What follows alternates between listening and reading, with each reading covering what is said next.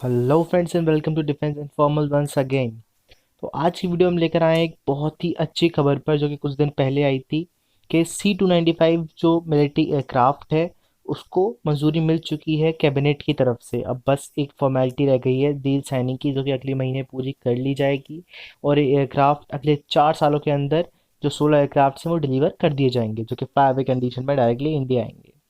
तो आज के इस वीडियो में हम बात करेंगे इस डील के बारे में और कुछ स्पेसिफिकेशंस देखेंगे इस एयरक्राफ्ट की, देखेंगे कहाँ एयरक्राफ्ट स्टैंड करता है। और एक बार हम आईएएफ के ट्रांसपोर्ट जो एयरक्राफ्ट है उनके आर्सेनल पर भी ध्यान देंगे और देखेंगे कि कहाँ ये फिट हो रहा है और किस एयरक्राफ्ट को रिप्लेस करने के लिए इसे मंगाया जा रहा है। तो चलिए वीडियो को शुरू करते हैं। तो फ्रेंड्स, जैसा कि मैंने आपको बताया कि ये डील की जो मंजूरी कैबिनेट ने दे दी है और इस डील की वैल्यू 21,000 करोड़ रुपीस की है, यानी कि $3 बिलियन की ये डील होने वाली है, जिसके अंदर के 56 एयरक्राफ्ट जो हैं स्पेन की कंपनी एयरबस से खरीदे जाने हैं। और जो 16 एयरक्राफ्ट हैं वो फ्लाई अवे कंडीशन में इंडिया आएंगे। बाकी जो 40 एयरक्राफ्ट हैं वो टाटा ग्रुप के साथ कोलैब करके एयरबस इंडिया में ही मैन्युफैक्चर करेगी।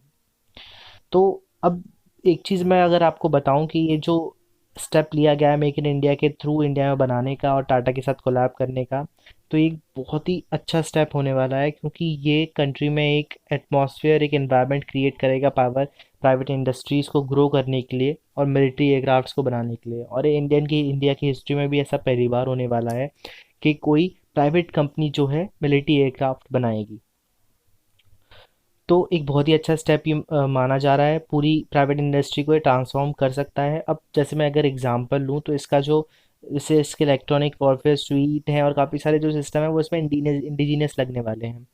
और जब ये एयरक्राफ्ट बनेगा इंडिया में तो इसके जो काफ़ी सारे पार्ट्स हैं वो इंडियन कंपनी से ही ऑर्डर किए जाएंगे। जो छोटी स्मॉल एमएसएमईज होंगी, नई नई वो खुलेंगी और सारी एमएसएमईज इसमें इंडल्ज होंगी। तो जैसे मैं एग्जांपल लेता हूँ कि अगर कोई नई एमएसएमई खुली, वो फ्यूजलाज का कुछ पार्ट बना रही है, तो क्या वो इस डील के ख़त्म होने के बाद, यानी कि 40 एयरक्राफ्ट बनने के बाद वो बंद तो नहीं होगी। वो आगे फर्दर मार्केट को कवर करेगी कि अब मैं मेरा ये डील तो ख़त्म हो चुकी है, अब मैं दूसरे मार्केट दूसरे कंपनी को बेचूं। तो ऐसे करते करते वो कंपनीज आगे बढ़ेंगी और धीमे धीमे करके देश में मिलिट्री एयरक्राफ्ट को लेके इनोवेशन जागेगी और इसी के दम पर हम जो है सेल्फ रिलायंट बन पाएंगे री एयरक्राफ्ट्स बनाने में। तो अब अगर हम थोड़ा इस एयरक्राफ्ट की स्पेसिफिकेशंस को देखें तो ऑल ओवर ये काफ़ी वर्सेटाइल एयरक्राफ्ट बताया जाता है। टोटल जो इसके ऑर्डर्स दुनिया में दिए गए हैं वो 222 एयरक्राफ्ट्स के हैं। अभी 189 जो है वर्ल्ड में ऑल ओवर ऑपरेशन में है। इसकी रेंज जो है वो 2000 नॉटिकल माइल्स तक बताई जाती है। फ्लाइट आवर्स की बात करें तो अप टू 11 आवर्स तक ये हवा में उड़ सकता है आराम से विथ मीडियम लोड कैपेसिटी। जैसे जैसे लोड कैपेसिटी बढ़ती है वैसे वैसे फ्लाइट आवर्स कम होते हैं। और इसका जो केबिन है वो इसकी क्लास में सबसे लॉन्गेस्ट केबिन होने वाला है। इसके डायमेंशंस 12.7 मीटर्स के हैं। इसकी मैक्सिमम पेलोड कैपेसिटी जो होने वाली है वो 9.25 टन्स की होने वाली है।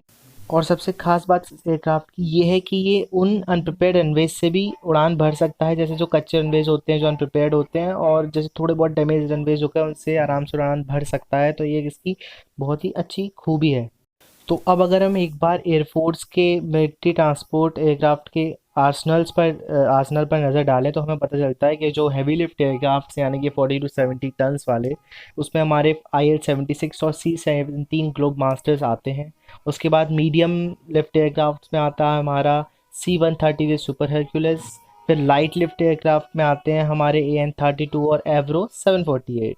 तो अभी तक जो देखा जा रहा है वो ये बताया जा रहा है कि ये जो खरीदा जा रहा है C-295 वो बेसिकली एवरो 748 को रिप्लेस करने के लिए खरीदा जा रहा है, क्योंकि वो काफ़ी पुराने 1960s के टाइम के एयरक्राफ्ट्स हैं और अब उनको ऑल ओवर सभी जगह से रिटायर किया जा चुका है। तो इंडिया भी अब उनको रिप्लेस करने के लिए देख रहा है। आगे चल के फ्यूचर में ये भी कहा जा रहा है कि हो सकता है कि C-295 को AN-32 को रिप्लेस करने के लिए भी यूज़ किया जाए।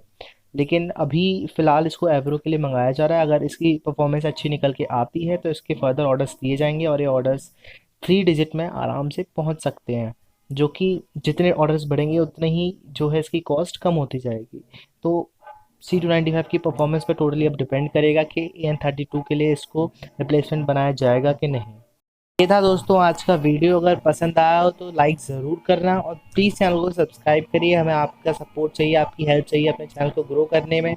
हम रिसेंटली वीडियोस डालना अब शुरू करेंगे और हम चाहते हैं कि आप हमें इसी तरह सपोर्ट करते रहें, हमारे सब्सक्राइबर्स जल्दी से जल्दी बढ़ें।